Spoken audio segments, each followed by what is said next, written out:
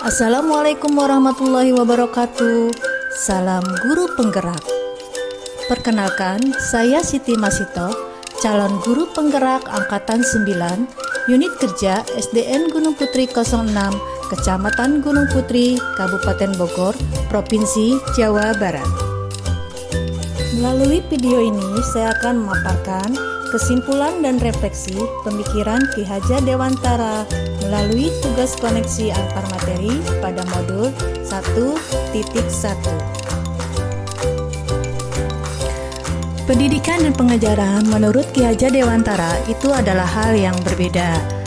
Pengajaran merupakan proses pendidikan dalam memberi ilmu atau berfaedah untuk kecakapan hidup anak secara lahir dan batin, sedangkan pendidikan menuntut segala kodrat yang ada pada anak agar mereka dapat mencapai keselamatan dan kebahagiaan yang setinggi-tingginya, baik sebagai manusia maupun sebagai anggota masyarakat. Pendidikan adalah tempat persemaian benih-benih kebudayaan dalam masyarakat. Ki Hajar Dewantara memiliki keyakinan bahwa untuk menciptakan manusia-manusia yang beradab, maka pendidikan menjadi salah satu kunci utama untuk mencapainya. Pendidikan dapat menjadi ruang berlatih dan bertumbuhnya nilai-nilai kemanusiaan yang dapat diteruskan atau diwariskan. Pendidikan menciptakan ruang bagi murid untuk bertumbuh secara utuh agar mereka memuliakan dirinya dan orang lain dan menjadi mandiri. Kekuatan diri yang dimiliki menuntut murid menjadi cakap, mengatur hidupnya dengan tanpa terperintah oleh orang lain.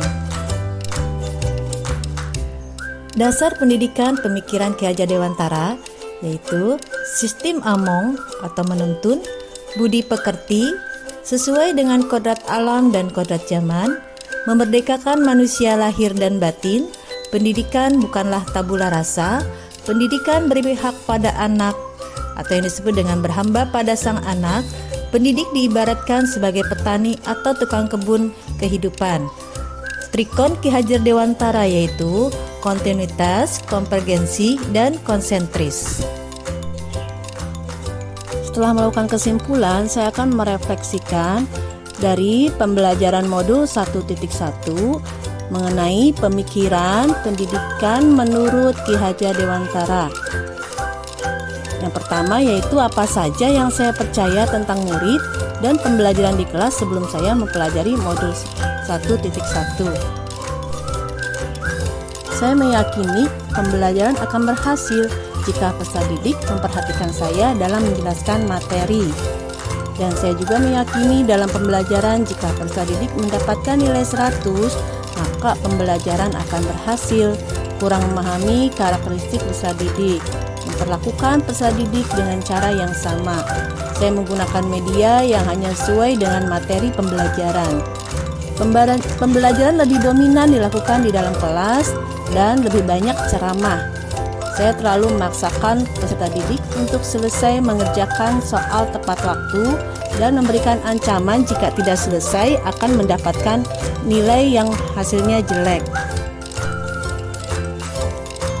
Ini adalah gambaran kondisi peserta didik sebelum saya mempelajari modul 1.1 tentang pemikiran filosofi pendidikan menurut Ki Hajar Dewantara. Terlihat di sini pembelajaran yang berpusat pada guru. Kegiatan pembelajaran peserta didik terlihat hanya menulis, membaca, dan mengerjakan soal yang membuat peserta didik bosan dalam belajar. Untuk refleksi yang kedua, yaitu apa yang berubah dari pemikiran atau perilaku saya setelah saya mempelajari modul 1.1. Setelah saya mempelajari dan memahami modul 1.1, pemikiran pendidikan Ki Hajar Dewantara, saya merasa bersalah terhadap pembelajaran selama ini yang saya berikan kepada peserta didik. Yang selama ini saya sudah menzolimi kodrat mereka sebagai anak. Dan saya akan merubah cara pembelajaran saya dengan cara, yaitu pembelajaran akan berpusat pada peserta didik, memperlakukan peserta didik sesuai dengan karakternya masing-masing, memberikan keluasan kepada peserta didik untuk tumbuh dan berkembang sesuai dengan kodratnya, menciptakan pembelajaran yang lebih bermakna dan menyenangkan, mempunyai rasa ikhlas, tulus, dan sabar dalam menuntun peserta didik. Pembelajaran bisa dilakukan di mana saja, tidak harus di dalam kelas, mendorong peserta didik untuk lebih kreatif, aktif, berpikir kritis dengan menggunakan pertanyaan pemantik. Untuk refleksi yang ketiga yaitu, apa yang dapat segera saya terapkan lebih baik agar kelas saya mencerminkan pemikiran Ki Hajar Dewantara.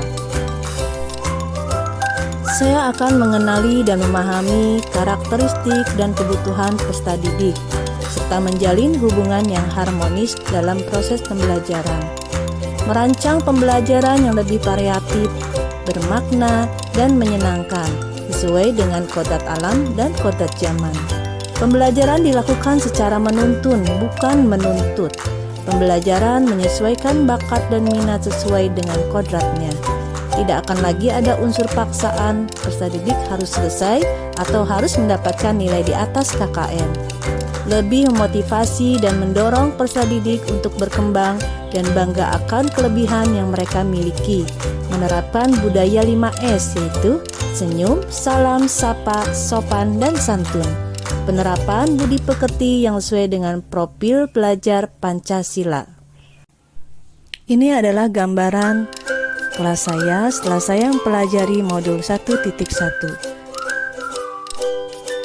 Alhamdulillahirrahmanirrahim.